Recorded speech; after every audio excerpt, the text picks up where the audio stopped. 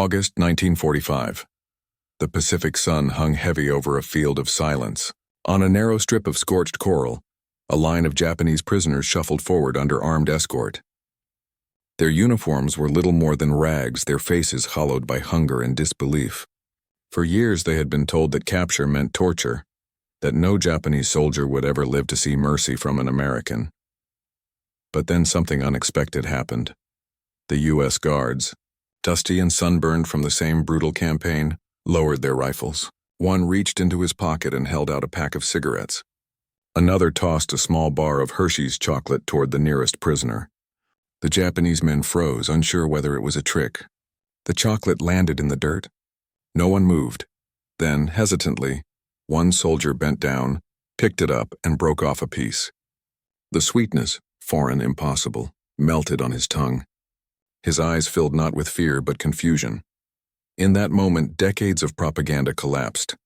The enemy they had imagined as monsters had offered them kindness, transition. To understand why that gesture of mercy stunned so many, we must go back to the Pacific battlefields where surrender had never been an option. The Pacific War had been unlike any conflict before it, a theater of extremes, fought across coral atolls, volcanic ridges, and dense jungles where neither side expected mercy. From the moment Japan struck Pearl Harbor on December 7, 1941, the war between the United States and the Empire of Japan was not only military, but deeply psychological. Each side viewed the other not merely as an opponent, but as something less than human. For the Japanese, surrender was unthinkable. Rooted in the centuries-old samurai code of Bushido, the creed of honor demanded loyalty unto death. A soldier who laid down his arms was considered a disgrace to himself, his emperor, and his ancestors. From childhood, Japanese men were taught that death in battle was preferable to capture, that to fall into enemy hands was to lose one's soul. Propaganda amplified this belief. Japanese newspapers, radio broadcasts, and military training manuals described the Americans as savages, beasts who would mutilate prisoners, torture them, and show no mercy. The message was relentless. The enemy will kill you without hesitation. Better to die shouting Tenoheka Banzai. Long live the emperor. This ideology turned the Pacific War into a series of last stands. On islands like Tarawa, Saipan, and Peleliu, Japanese troops fought until annihilation. Of the 30,000 defenders on Saipan, fewer than 1,000 survived to surrender. At Tarawa, only 17 Japanese soldiers were taken alive. On Iwo Jima, out of 21,000 defenders, just 216 were captured. The rest either died in combat or committed suicide rather than face capture. American soldiers learned quickly that surrender was not part of the Japanese vocabulary. That realization hardened them. Marines entering battle assumed every Japanese soldier would fight to the death, and in return, many Americans began to see mercy as futile. The Pacific became a battlefield stripped of restraint, where both sides, fueled by fear and vengeance, committed acts that blurred the line between duty and brutality. But while the fighting grew increasingly desperate, a quiet change was unfolding behind the lines, in the way the United States treated those rare Japanese who did surrender. The American military, bound by the Geneva Convention of 1929, had formal procedures for handling prisoners of war. POW camps in Hawaii, the Philippines, and later on the U.S. mainland were designed to maintain order, sanitation, and humane treatment, principles that reflected both practicality and morality. But to the Japanese soldiers, these were alien concepts. When the first captured Japanese troops arrived in Allied camps in 1942, they were astonished to find themselves given food, medical care, and even cigarettes. One prisoner interviewed after the war recalled, "I thought I would be beaten or executed. Instead, they gave me soup and treated my wound. I could not believe it. I asked myself, are these really the Americans we were told about?" To American officers, this approach was not simply kindness, it was strategy. Psychological warfare experts realized that humane treatment could weaken Japanese morale far more effectively than cruelty ever could. Leaflets were dropped over enemy positions promising medical care, fair treatment, and food to anyone who surrendered. Few believed them, but for those who did, the result was life-changing. Still, until 1945, the number of Japanese prisoners remained astonishingly small.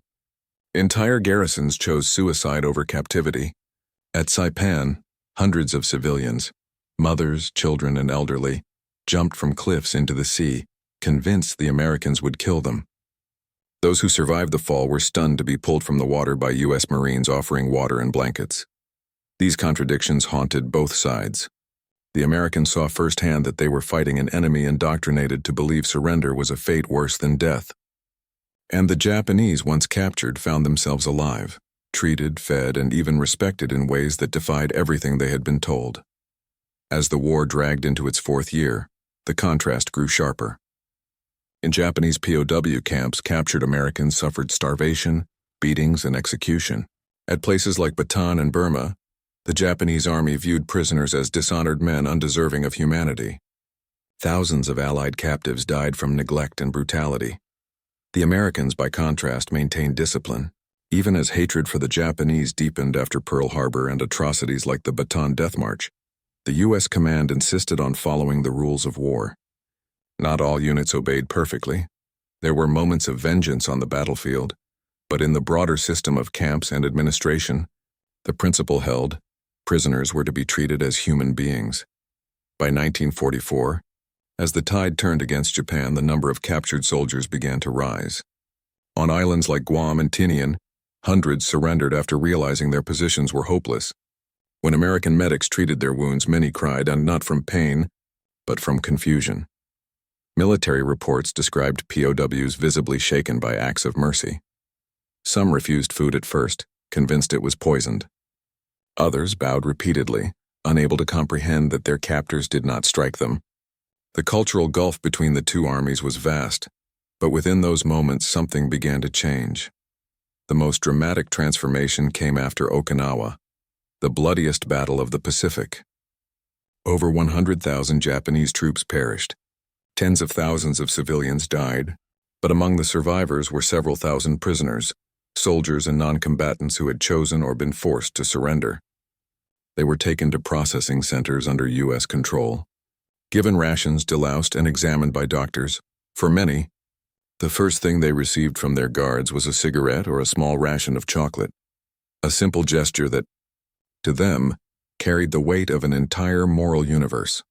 By the summer of 1945, when Japan's empire crumbled under the devastation of firebombing and atomic strikes, surrender was no longer avoidable. On August 15th, Emperor Hirohito's voice, trembling but resolute, was broadcast across Japan. For the first time in history, his subjects heard him speak. He asked them to endure the unendurable. In the Pacific, scattered Japanese units, unaware or unwilling to believe the war had ended, continued to hold out. But for many others, the will to fight had finally broken. Exhausted, starving, and surrounded, they laid down their arms. For American soldiers accustomed to years of fanatical resistance, the sight of Japanese troops surrendering en masse was surreal. But what followed was even more remarkable. In temporary POW camps across the Philippines, Guam, and Okinawa, tens of thousands of Japanese soldiers experienced something none of them had imagined: fair treatment. They were given food, water, medical care, and most memorably, cigarettes and chocolate. Those small tokens, simple, ordinary to the Americans, became symbols of unimaginable mercy to the defeated. The same enemy who had rained destruction on their homeland now extended hands of humanity. The moment was more than relief. It was dissonance, a fracture in everything they had believed about honor, loyalty, and the nature of the enemy. It was in these quiet, dusty camps, far from Tokyo or Washington, that one of the war's most profound emotional reversals occurred. The battlefield hatred that had consumed millions was replaced, if only briefly, by gestures that transcended language and ideology. For the Americans, these were practical acts, part of military procedure, part of moral duty. But for the Japanese, they were revelations. In diaries, post-war testimonies, and interviews decades later, former POWs would recall these moments vividly. One wrote, "When the guard handed me a cigarette, I could not move. I thought it was a trick, but he smiled and lit it for me. I realized then that everything we had been told about the Americans was a lie. These were not grand diplomatic gestures or orchestrated propaganda events. They were quiet acts of decency carried out by soldiers who had seen too much blood to hate any longer." The shock of kindness became a psychological turning point, a seed of reconciliation planted amid ruin transition. But to grasp the full depth of what those gestures meant, we must look through the eyes of the men themselves, both the Japanese who surrendered and the Americans who guarded them, and explore how compassion emerged from a war built on cruelty. To understand the magnitude of that quiet mercy, the cigarettes, the chocolate, the unspoken compassion, we have to look closer. Not just at the battlefield, but at the minds and motives of the men on both sides. For the Americans, those gestures came from training, policy, and a deeply held belief in order. For the Japanese, they collided with years of indoctrination and disbelief. Between them lay the space where humanity began to re-emerge from war's abyss. The Japanese mindset, before capture. For Japanese soldiers, surrender was never meant to exist. Their military code was forged not in pragmatism but in moral absolutism. The Imperial Army's indoctrination was relentless. Recruits were told, "You must live and die for the Emperor." Death was noble. Capture was shame. Even wounded men were expected to commit suicide rather than risk dishonor. This creed was not an abstract idea. It was enforced with brutality. Soldiers who retreated without orders were executed by their own officers. On Pacific Islands, units that ran out of ammunition launched suicidal bayonet charges rather than face capture. The military's psychological conditioning went deeper still. During training, new recruits were taught that Americans were monsters, a race of brutal colonizers who tortured and mutilated prisoners. Propaganda leaflets depicted them as cannibals. When Japanese units in the Philippines or New Guinea were encircled, men often killed themselves with grenades, certain that surrender meant worse than death. Civilians shared that fear. On Saipan and Okinawa, entire families leapt from cliffs to avoid falling into American hands. Photographs from the aftermath show mothers clutching children as they fell, images that still haunt Japanese memory. To be captured was to be erased. The imperial government declared missing soldiers dead in battle, rather than acknowledge their capture. Families were told their sons had died honorably, even when they were alive in POW camps. This cultural isolation ensured that Japanese prisoners, when they did fall into American custody, arrived not only starved and wounded, but psychologically shattered. They expected beatings, humiliation, execution. What they found instead were American guards offering food and cigarettes. The American ethos of conduct, the American approach to POWs did not arise from sentimentality. It came from structure, from policy, training, and a belief that order was part of victory. The Geneva Convention of 1929, which the U.S. had ratified, required humane treatment of prisoners. But more importantly, American commanders understood that mistreating POWs undermined morale and discipline. The U.S. Army's field manuals emphasized restraint. Soldiers were told, "A prisoner is no longer an enemy. He is your responsibility." There was also strategy and mercy. Intelligence officers knew that well-treated prisoners yielded better information. The Psychological Warfare Branch, established in 1943, encouraged frontline troops to treat captives fairly, not out of pity, but because it weakened Japanese propaganda. If word spread that Americans treated prisoners humanely, more soldiers might surrender. Still, these principles were often tested. The Pacific War was fought with a ferocity unmatched in the European theater. At Guadalcanal, Tarawa, and Peleliu, Marines saw comrades mutilated and booby-trapped corpses used as bait. Many responded with fury. Executions of surrendering Japanese did occur in the early years, born from shock and rage. But as the war progressed and discipline solidified, the Army and Marine Corps enforced stricter conduct. Units were briefed on the importance of following the laws of war. Officers who permitted summary executions faced reprimands. The moral tone of leadership, from generals like Douglas MacArthur to ordinary captains in the field, emphasized that America's strength lay not just in arms, but in character. By 1944, this ethic had taken root. When Japanese soldiers began surrendering in larger numbers, they were treated according to regulation, searched, tagged, provided rations, and processed for transport. At first it was mechanical. Then gradually it became human. Cigarettes were offered because smoking was routine among American troops. a gesture of normalcy in chaos. Chocolate, too, was ubiquitous in field rations. Offering it was second nature. Yet to the Japanese, these simple acts became revelations. Two worlds collide. Imagine a captured Japanese infantryman on Okinawa in April 1945. He has spent months underground, living on rice and rainwater. His unit has been annihilated.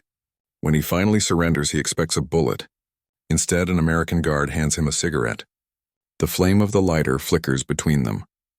The smell of tobacco fills the air, familiar, almost comforting. The guard says nothing.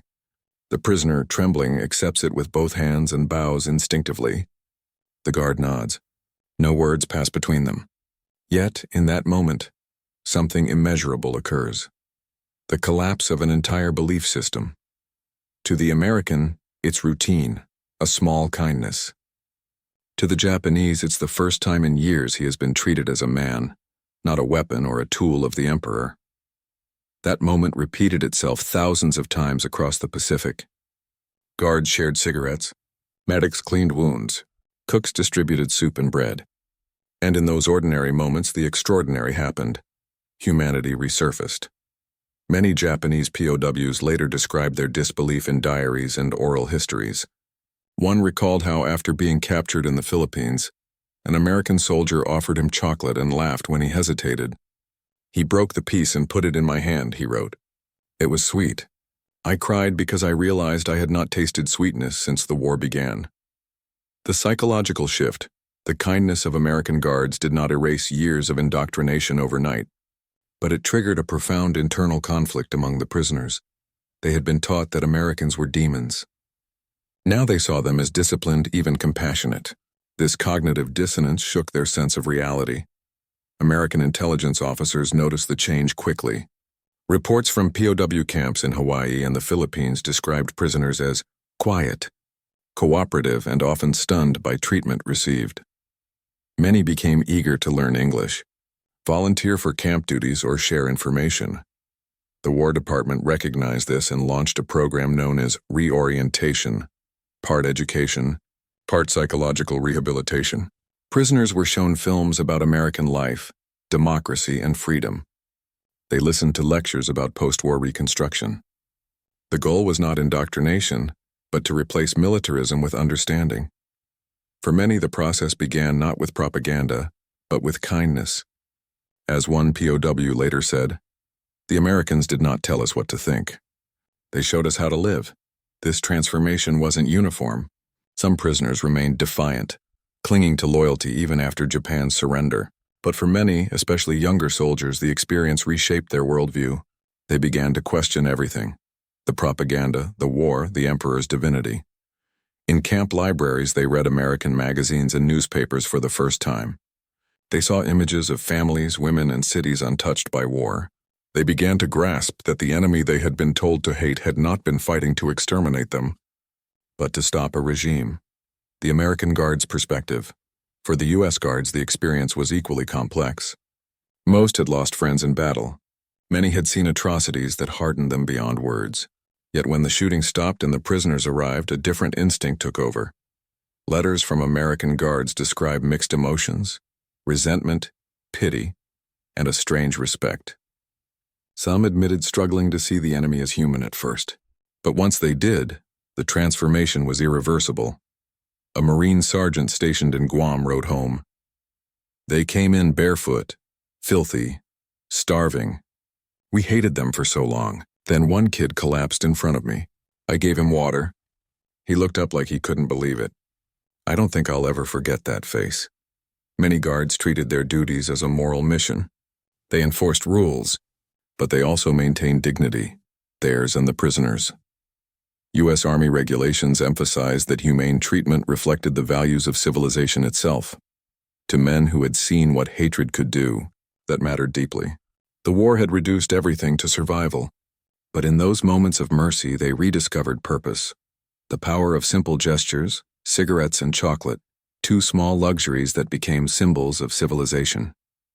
To an American GI, they were standard-issue comfort items. To a Japanese POW, they were unimaginable gifts. The act of sharing these items carried meaning far beyond the object itself. It signaled that the prisoner was no longer an enemy, but a fellow human being worthy of respect.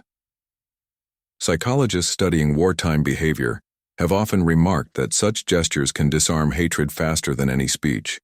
Kindness in the context of war becomes revolutionary. It undermines the very foundation of dehumanization upon which violence depends. In the Pacific, that dynamic was especially powerful. Because the war had been so racially charged, each side viewing the other through a lens of cultural contempt, acts of mercy became acts of defiance against that ideology. When an American guard offered a cigarette, he was not only being polite, he was rejecting the idea that hatred must endure. When a Japanese prisoner accepted it, he was rejecting the fear that had governed his every action. The Cultural Awakening. By late 1945, thousands of Japanese POWs were repatriated under Allied supervision. Many carried with them a new perception of America, not as a land of cruelty, but as a nation of contradictions, powerful, disciplined, and strangely kind. Their testimonies, recorded by post-war researchers, reveal how these encounters influenced Japan's post-war identity. The concept of giri, duty, began to shift. The idea that honor required death gave way to the belief that survival carried responsibility, to rebuild, to learn, to live differently. American treatment of POWs became a reference point for post-war Japanese educators and reformers. In civilian textbooks of the late 1940s, teachers spoke of the decency of the victor as a moral lesson, proof that strength could coexist with mercy. Even Japanese veterans who never spoke publicly about their capture carried that memory silently. One former soldier told an interviewer decades later, "When I saw the Americans share their food with us, I thought, this is how a great nation behaves. Not by killing, but by forgiving." Beyond strategy, the moral victory in purely military terms, the humane treatment of Japanese POWs had practical benefits.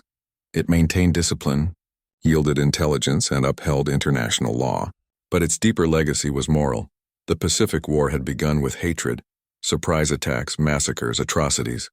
It ended with a gesture of humanity that rewrote the emotional language of the conflict. For both sides, those quiet interactions, a guard lighting a cigarette, a prisoner tasting chocolate, became small but enduring symbols of civilization restored. They proved that even after years of total war, compassion could still exist. That was the true victory, transition. But the emotional climax would come only after Japan's formal surrender, when thousands of prisoners, weary and broken, stood face to face with their former enemies and witnessed kindness on a scale they had never imagined. September 1945. The Pacific lay quiet for the first time in years. The war was over, but the silence felt unreal, as though the ocean itself was holding its breath. On islands once torn apart by fire, men emerged from caves and jungles, gaunt and trembling, to surrender. Japanese soldiers who for years had sworn never to be taken alive now walked barefoot toward American lines carrying white flags made from torn shirts. Their eyes were hollow, their uniforms in tatters. Behind them, the empire that had once promised eternal victory no longer existed. For American troops stationed across the Pacific, on Guam, the Philippines, Okinawa, and the scattered atolls, the end of hostilities brought new orders: process and protect the prisoners. It was an unexpected task for men who, weeks earlier, had been fighting to the death against the same soldiers now begging for mercy. The transition from killing to caregiving was abrupt, surreal, and deeply human. The arrival of defeat in the first days after Japan's surrender, tens of thousands of Japanese POWs flooded American-run camps. They came in silence, carrying nothing but exhaustion. Many still believed they would be executed upon capture. Some whispered prayers to the emperor. Others clutched small amulets from home, tokens of a faith that had failed to protect them. At a makeshift camp on Okinawa, U.S. guards watched as hundreds of Japanese soldiers filed through the gates. The Americans, wary but disciplined, followed their orders carefully. Each prisoner was searched, registered, and assigned a number. Then came something no Japanese soldier could have predicted: food. water, and cigarettes. An American corporal, part of the 96th Infantry Division, later recalled, "We lined them up, made sure they had water, and gave each man a cigarette. Some stared like they thought it was poison. Others cried. You could see they didn't understand. To the guards it was routine procedure. To the prisoners it was incomprehensible mercy." The first cigarette one photograph from that time, taken on Guam in September 1945, shows a young American GI lighting a cigarette for a kneeling Japanese prisoner. The prisoner's hands shake as he leans forward, the lighter's flame caught between them. Around them, other prisoners watch silently. That single moment, a gesture of quiet humanity, became symbolic of what followed across the Pacific. In camp after camp, as Japanese POWs arrived, American guards extended small tokens of decency: water, blankets, food rations, and cigarettes. Sometimes, when supply trucks brought care packages from the mainland, guards even handed out chocolate bars, Hershey's rations meant for troops, now shared with the defeated. It was not planned propaganda. It was instinct, the kind of small human reflex that surfaces when the gunfire stops. Reports from the U.S. Army's Office of War Information described the reaction of the prisoners in detail. Many broke down upon receiving food or small luxuries. Several refused at first, believing deception. Others wept quietly. There was visible emotional shock at humane treatment. For the Japanese, it was more than surprise. It was a complete collapse of everything they had been taught to believe about the enemy. The collapse of propaganda. Since 1941, the Japanese military had maintained a powerful psychological weapon: the image of the barbaric American. Soldiers were told that surrender meant torture or dismemberment. Children learned that U.S. troops were demons who devoured captives. That mythology had justified the war's cruelty. If the enemy was subhuman, any act could be excused.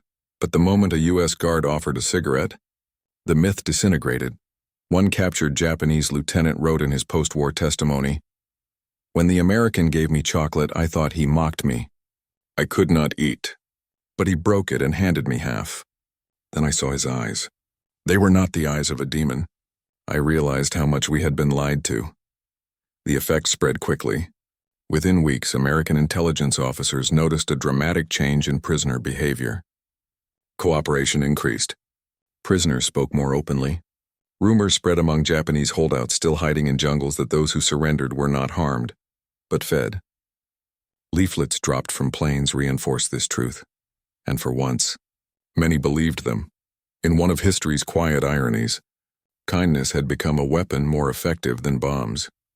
Inside the camps, American POW camps in the Pacific were austere, but orderly. Prisoners were organized into work details, given daily meals and medical attention. Many were severely malnourished, suffering from malaria, dysentery, or tropical infections. The Americans treated them according to regulation, not with luxury but with dignity.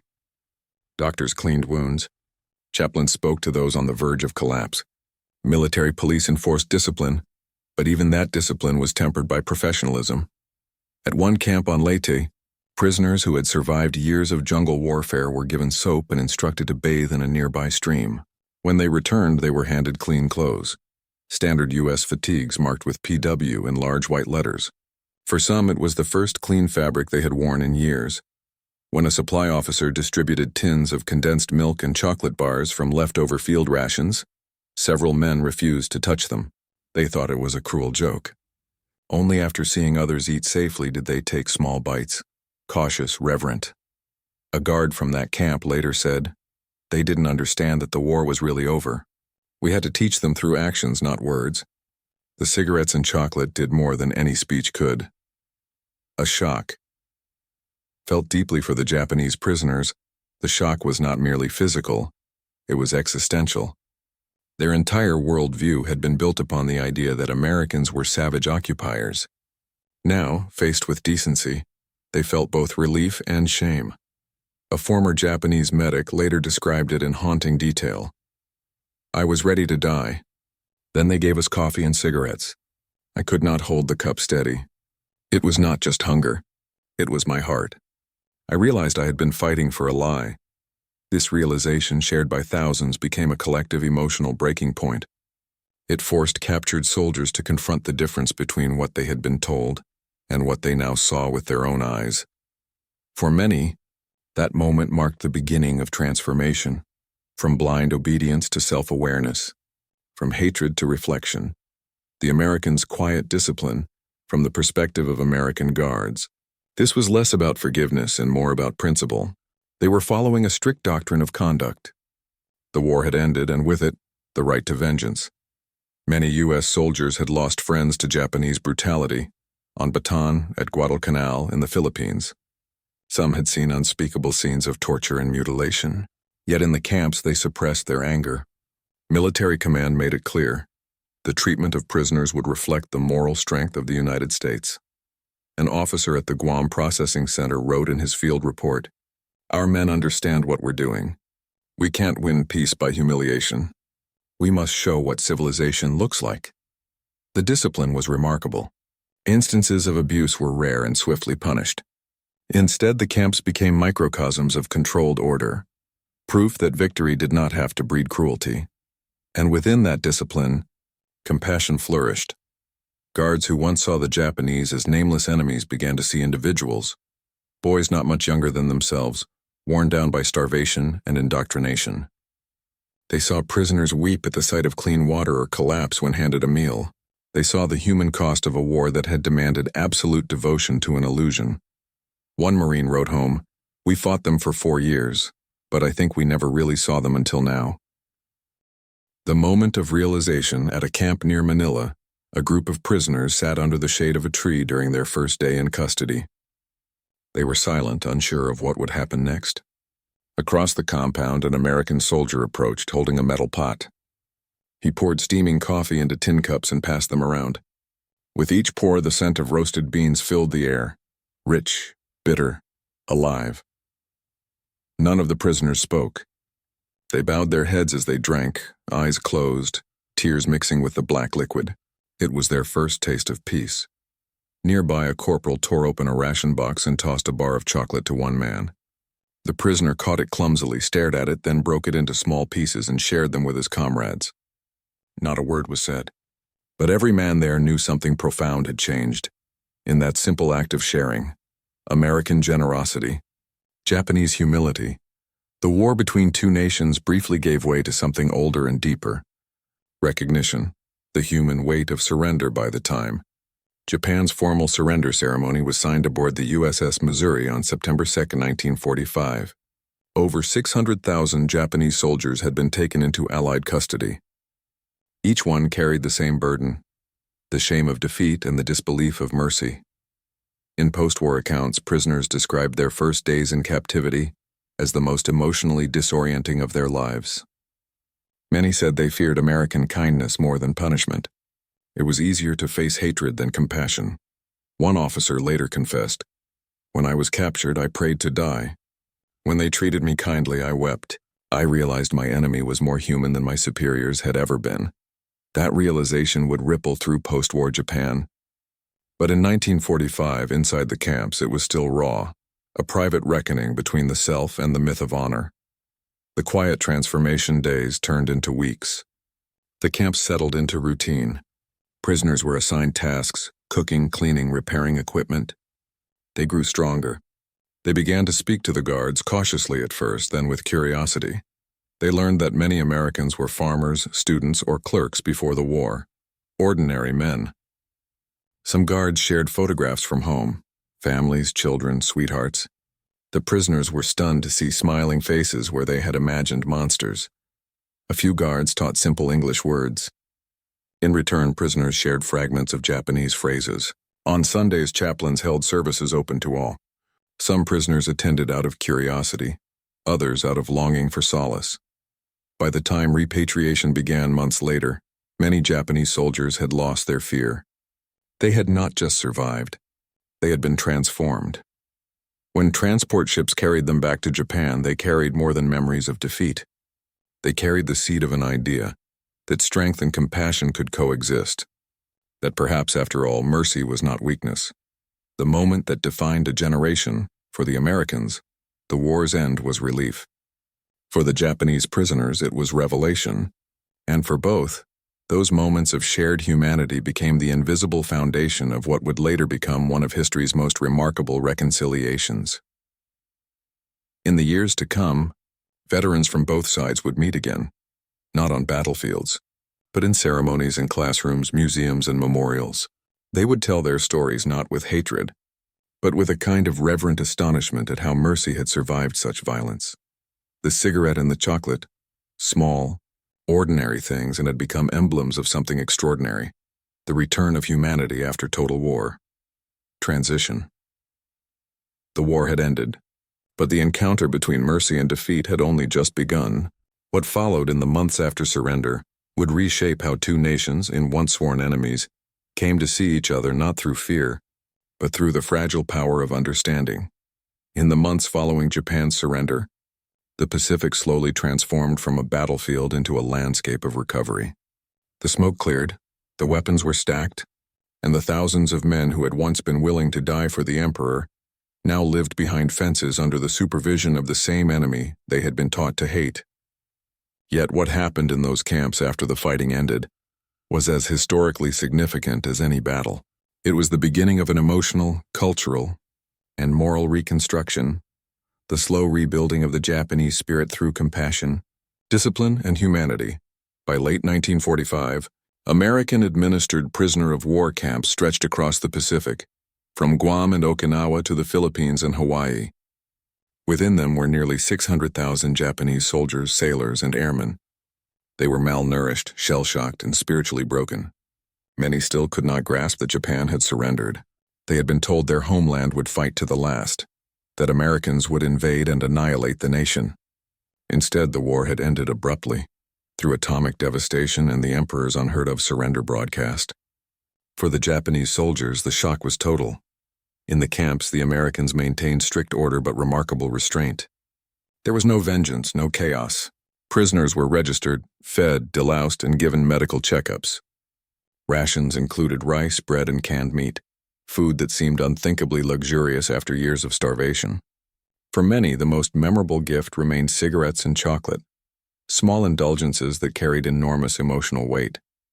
The same men who had once sworn to fight to the death now sat cross-legged in the dirt, smoking quietly beside American guards who watched them with weary eyes.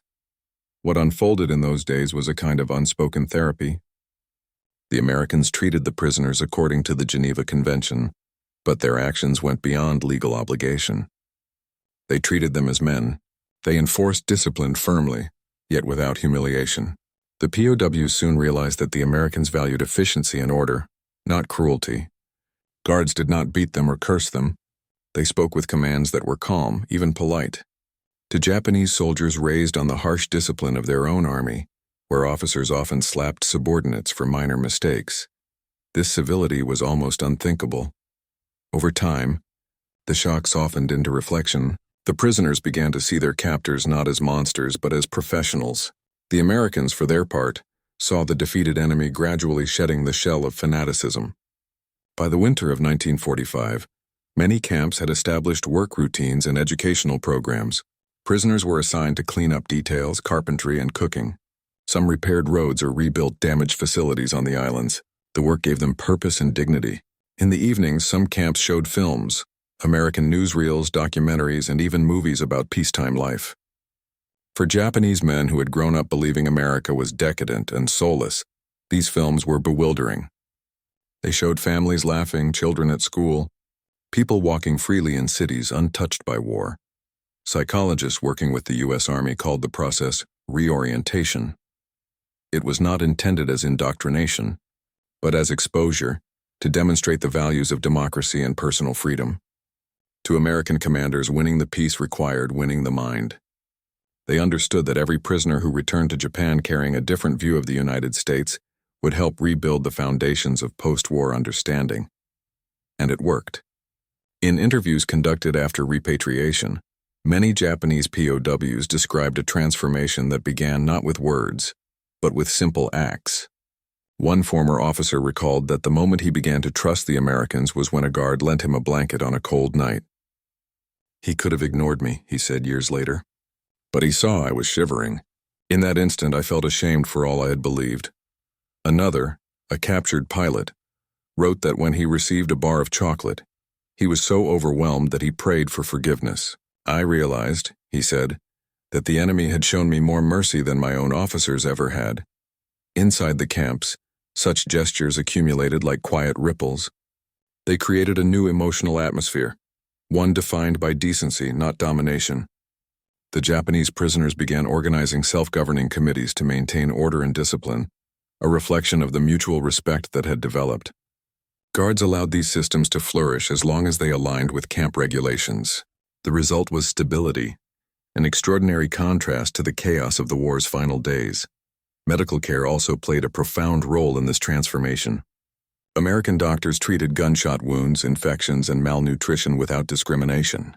In one case on Okinawa, a U.S. surgeon amputated the arm of a Japanese soldier and later visited his bedside to check on his recovery. The soldier, stunned, asked why his enemy would save him. The doctor reportedly replied, "Because you are human." That answer spread through the camp like a whispered legend.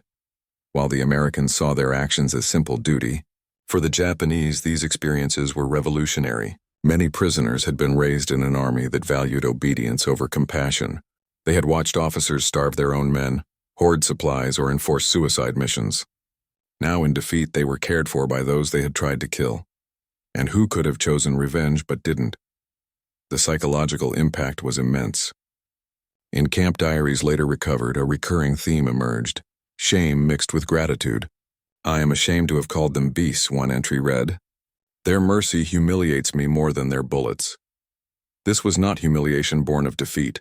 It was the beginning of humility, a recognition of shared humanity. For the American guards, the experience was equally transformative. They had spent years fighting an enemy portrayed as merciless and alien. Now they saw young men no different from themselves and a frightened, homesick human. A corporal in Guam wrote home, "They're just boys. Most of them don't even understand why they were fighting. Sometimes, I think we're all just trying to find our way back from madness." This mutual recognition, that both sides were victims of something larger, became the quiet foundation for what followed in the post-war years. When the repatriation process began in 1946, the U.S. military meticulously organized the transport of prisoners back to Japan. Each man was deloused, issued clean clothing, and provided food for the voyage. Ships carried them home across the same waters they had once crossed as conquerors. But now their return carried something deeper than surrender. It carried reflection. Many of these men landed on Japanese shores to find their homes destroyed, families gone, and their nation humbled. Yet in their memories, one thing stood out above all else: the humanity shown by their captors. That memory, fragile and luminous, would shape their perception of the post-war world. When interviewed decades later, many veterans admitted that their views of America had been forever altered. "We expected cruelty," said one, "and we received kindness.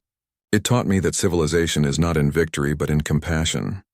That compassion had strategic consequences. American treatment of Japanese POWs became a moral example cited in post-war diplomacy. During the U.S. occupation of Japan, General Douglas MacArthur emphasized re-education through cooperation, not coercion. His policies mirrored the same tone of controlled mercy seen in the POW camps. The message was clear: America had defeated Japan's militarism, not its people.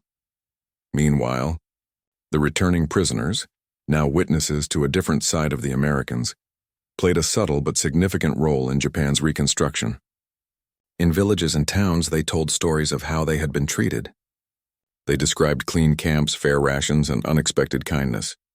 These accounts spread quickly through a society still wrestling with guilt and devastation. They countered years of wartime propaganda and helped humanize the former enemy. Historians later observed that these first-hand stories softened Japanese resistance to American reforms. When schools were rebuilt and democratic principles introduced, the population accepted them not as impositions from conquerors, but as the ideals of a nation that had shown mercy in victory. The moral resonance of that mercy endured. By the 1950s, Japan and the United States had evolved from sworn enemies into allies. This transformation was political, economic, and strategic. But beneath it lay a deeper psychological layer formed in those camps. In those moments when cigarettes and chocolate changed the meaning of surrender, It is no exaggeration to say that those simple acts of kindness planted the seeds of post-war reconciliation. They demonstrated to the defeated that civilization could survive total war. They proved that strength need not crush but could rebuild, and they taught a generation of Japanese soldiers that honor was not in dying for an emperor, but in living with dignity and compassion. When historians later asked former POWs what they remembered most about their captivity, few spoke of hardship. Instead, they remembered the small things: the guard who smiled, the doctor who treated them gently, the food shared without mockery. One man said quietly, "When they gave us chocolate, I tasted peace." That was the legacy of those moments, gestures so small that history might have overlooked them, yet powerful enough to begin healing two nations. The American Guards had not meant to make a statement. They were simply being human. But in doing so, they had shown the world that even after the worst war in history, decency could prevail. By the time the last Japanese prisoners were repatriated in 1947, many wrote letters of gratitude to their former captors, messages that rarely reached the men who had inspired them. Still, the sentiment endured.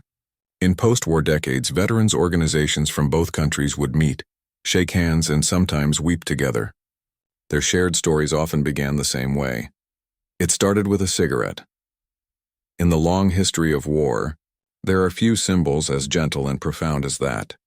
The moment a conqueror and the conquered shared something ordinary, and in doing so, began to restore what war had taken from both.